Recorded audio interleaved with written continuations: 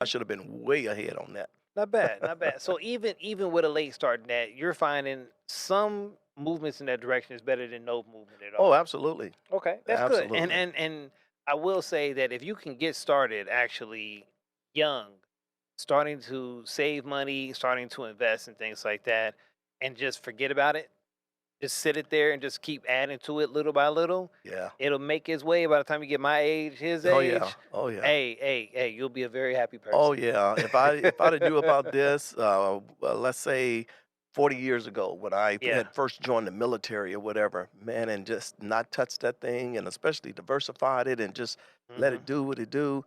Oh, I would probably be a millionaire right now. Yeah. Or if I'm not a millionaire, that I would never at least not have to work again, Sure. and just live off pensions and things like that and just live a good, comfortable life Yeah. for the rest of these days. Okay, and that's good, and that's why we're having this conversation because we want to make sure people have great information Yeah, to make these financial moves at an yeah, earlier age with greater information, yeah, so they can come out better for their generations that come yeah. after But you them. know what I want to say about that is that most people, I remember we had that teaching right here at our church, Hmm. and a lot of people with good jobs and their job offer 401ks and things like that.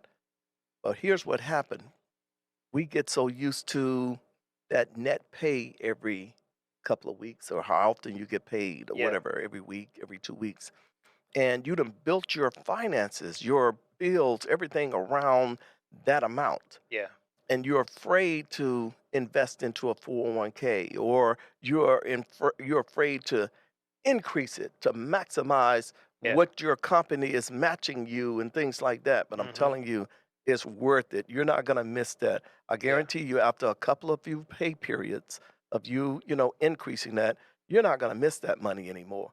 But that money is working for you, for future, for down the road. that's good. That's good. Absolutely. That's real good, and I think you pointed that out. That's really important. Yeah. So talk to me then about how you took these strategies, these skills you learned from your grandfather. How did you pass that down to your kids so that they were more financially prepared Yeah. from all the skills you've learned? Just making sure that as each generation comes around, they have a leg up or a higher step than you did, gaining from the wisdom that you have from you. Man, I tell you, whenever you say something like that, whatever, you see my face just lit up, man, because that's one of my proudest accomplishments, in life. My children, man, because they were, they're mine, and I wanted to make sure that I brought them up all the things that I didn't get or Yeah. learn coming up. Hmm. That would be shameful that I didn't pass that knowledge, that wisdom off to them. Sure. And I remember they were very young, Hmm. and I used to sit and teach them different stuff concerning finances. I remember the first time we went and opened all of them, at our bank. They had their own little accounts. Okay. Now, because they were minors, my wife or me, one of us had to be on the account Sure. Sure. and everything. And they got their first little debit card, their little debit card. And matter of fact, I got those cards now because I had a copy too. They Sure. give you a copy and the kid got a copy. And they were all like a little dollar bill. Mhm. So cool. And my kids just thought they were balling, because see, now they get their allowances, right? Mhm. We made our kids work for their allowances. So every week my wife would make out the chart. Okay, you got kitchen this week, you got this, you got, Yeah. trash, Yeah. whatever. And they knew that come I was military, come the first and the 15th of the month, man, I get my allowance. And we gave them a pretty hefty allowance, Sure. because, but we gave it to them for reasons. We taught them, number one, to give back. Yeah. Give, and my wife made them give that 10% Of course. to the Gotta try. church. Teach them that Yeah. early. So they had to give back. And we taught them how to save. Just Mhm. because you got money, Come on. you know, that don't necessarily mean that you need to just spend your money. Exactly. I say, just think about it like this. Your mom and dad provide everything you need anyway. You Yeah. got all your food, everything you need. We got. We don't make you go buy stuff that's for Mhm. school related. We're gonna take care of all of that. Yeah. Yeah, you play football. Yeah, you're in a band. You don't have to spend your money on that because mom and dad takes care of all that. Right. Got So your 3 hots why to the cot. yeah, so why are you blowing your money? Well, the kids learn how to keep that money Mhm. and let it grow Sure. and let it grow and everything. And I remember showing them just how, hey guys, look, if you do this, these good things can happen right here, Yeah. or whatever case. Teaching them about credit Yeah. and everything, because we were in church. My Mhm. kids, all they know is church, since they were babies. And, you got somebody up there jumping and shouting, pray for me. We're trying to get a new vehicle. We need a Mhm. new van and this Mhm. and that, or whatever the case.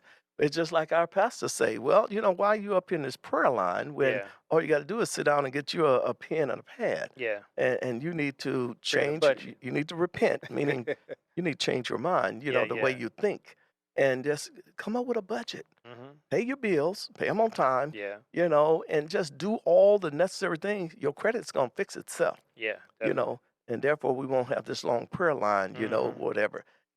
And so I taught them those things to keep their credit straight and Yeah. to pay their bills and whatnot.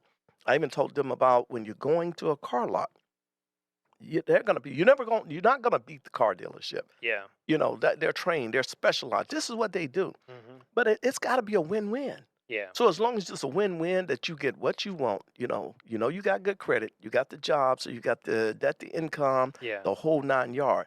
You got the upper hand going in, right? Yeah. Because they need your business. Right, Because right. if they don't get your business, the company's going out of business if they're Mhm. not selling the cars, right? Right, right, right. So you don't want to leave out of there with a buyer's remorse, because you done felt pressured and they done talk to you in something crazy you can't afford. Right. So hey, walk away. Call your dad. I'll come up there, whatever the case. Even to this Mhm. day, and my oldest son is 40 years old, but he still used those strategies and things like that. So he remember all that stuff. That's good, man. Absolutely. And I know they not only will not forget it, they'll teach their kids as Oh, well and keep absolutely. passing those jewels down. That's really Yes. good. Let's talk about topic that I don't believe we in the black community speak enough about. That's preparing for death. Hmm. Um, talk to me about the preparations we should be making to make sure that when we transition on into heaven, our families aren't hurting. Right. What are the steps we got to take to get that prepared? Wow, man, that is a good question. Good question. It's a much needed question, but I'll tell you, man, I've seen so much in my years within my own family. I'm talking about, my uh, relatives that live afar and things like that. That there's a death in the family, Hmm. and oh my God, and this is a time where we should be coming together. First of all, to grieve, but at the same time, it's a celebration of life Yes. and all of that.